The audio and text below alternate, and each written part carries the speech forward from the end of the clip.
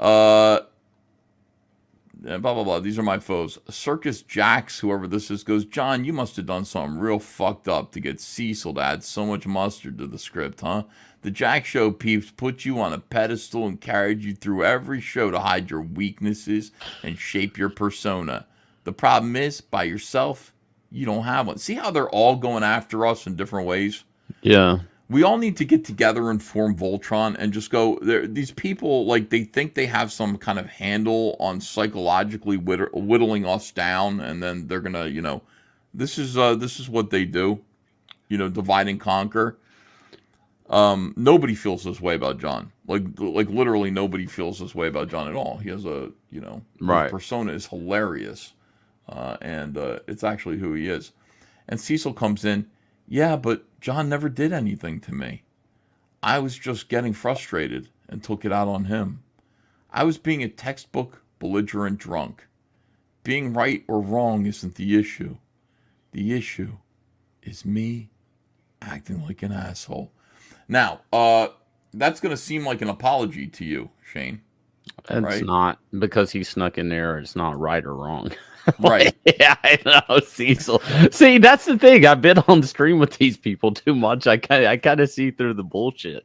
Yeah. He's still like, no, I'm right. You were acting like a pussy. It's like, no, Cecil, fuck.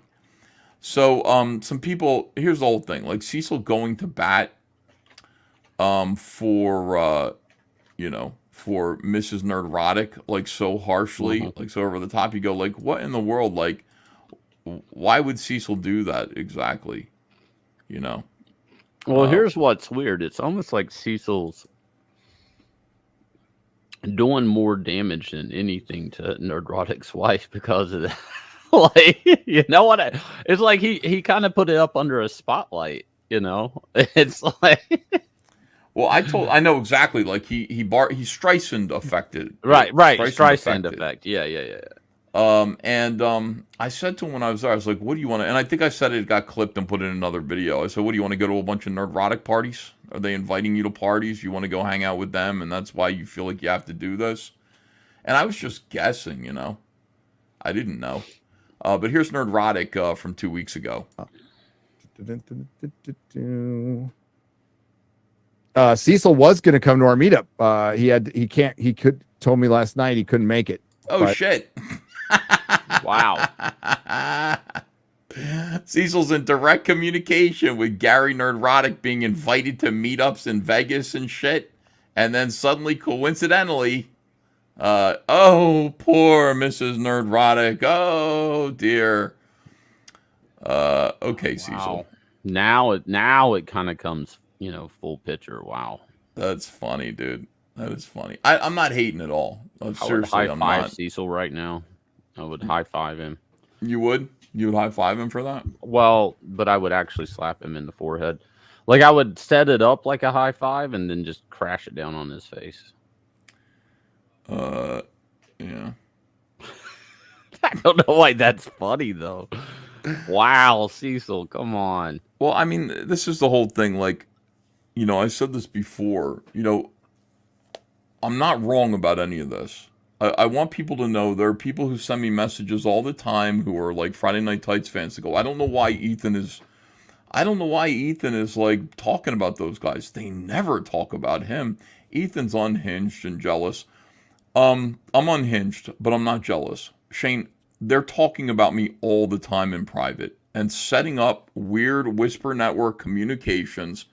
Somebody even told me like it's like, you know how easy it would be to get Cecil away from Ethan.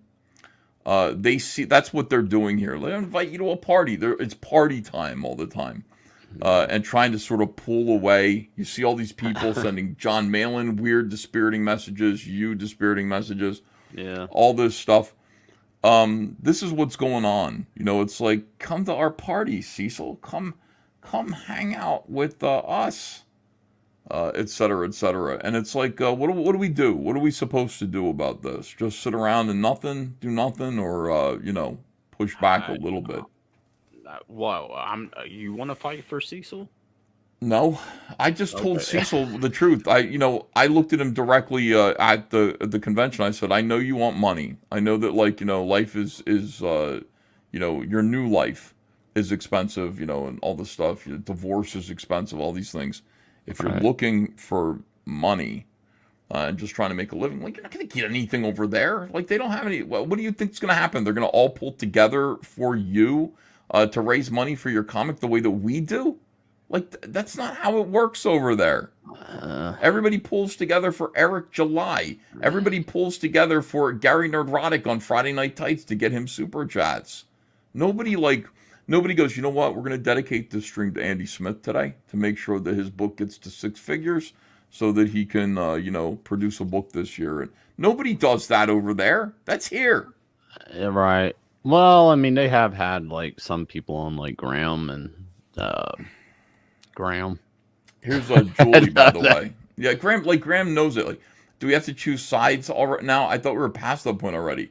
Juju, no, you don't have to choose sides here at all. We're trying to say, they will make you choose a side. They will. They want you over there, and then it's going to be like, you're here. Stop hanging out with him, or else there's going to be trouble. To me, I'm like, do whatever you want to do. The real Go. problem is Cecil's just caught up in the crossfire. That's like I'm getting a ton of those memes tonight. I A know. ton of them. And yeah, you know what? Cecil does have to choose a side right here. Cecil's the only one who does. I'm going to institute that policy now. Cecil has to choose Comicsgate. Of course he does. The hell? What do you think about Cecil? What do we got to do? We got to reach out to Cecil, give him a hug. Sure. Yeah. I mean, I'll throw him a bar of deodorant first, then hug him.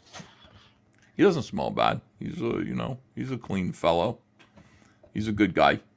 I like Cecil. I consider him to be one of my pals. I really would, I enjoyed hanging out with him this weekend. I'm gonna. People are gonna yell at me with what I'm about to say, but I mean, I kind of understand the idea of not burning bridges. I get that it's a nice idea, but as far as I'm concerned, on this YouTube geek comic book space, I've been here for 4 or 5 years. That fucking group gives zero shits about anything I'm doing or any book I do. So, I mean, to me, it might be different. If they care about Cecil, then I understand that. They don't give a shit about me. So I have a different outlook of it than Cecil. Like, I mean, to me, it's not burning a bridge if there never was a bridge. Yeah, I have a different perspective about that as well. And that is that I don't need any fucking bridges. I'm a battleship. There's nothing that any of these pussies have to offer me at all. I don't want anything from them. What I want them to behave themselves in a way that doesn't embarrass me. Mm-hmm. That's what I'm looking for.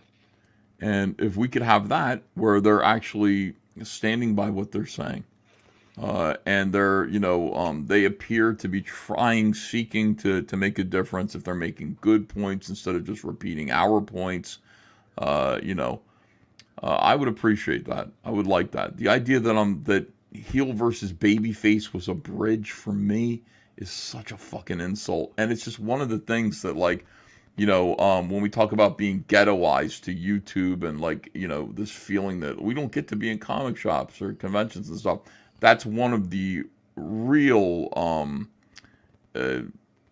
it's humiliating. Like the idea that these fucking talentless retards, we have to be nice to them. No, I don't want to. If they behave themselves and they're doing good stuff and they're making good points, I will show interest in what they're saying. But the idea that we must, pay attention to their clout, be needful of it, is something I refuse to do. I will set fire to every perceived bridge in that scenario that I want to when I see people acting like scumbags. I'm going to do it. And I know it's going to upset some fans, but I'm always right, Shane. Always right. I haven't been wrong yet. Neither has John. Not even once, Shane. And you can't name one single thing.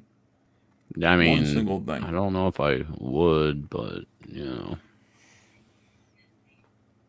Yeah. You're always right. Is that what you want me to say? Yeah, I it is. mean, yeah.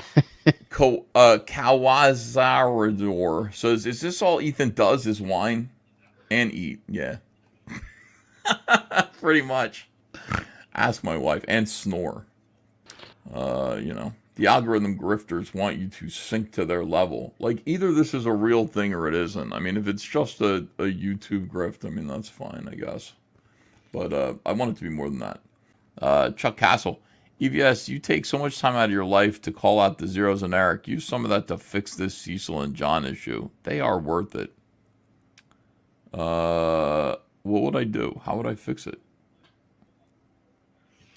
I would take them into an alleyway, and I would sit down like a little table, and I would whip sit. them? No, I would sit one to the left and one to the right, and put a plate of spaghetti between them with meatballs, and no silverware. So they're gonna have to slurp these noodles up a lot like Lady That's in the Lady Tramp. and the Tramp. Yeah. Yeah.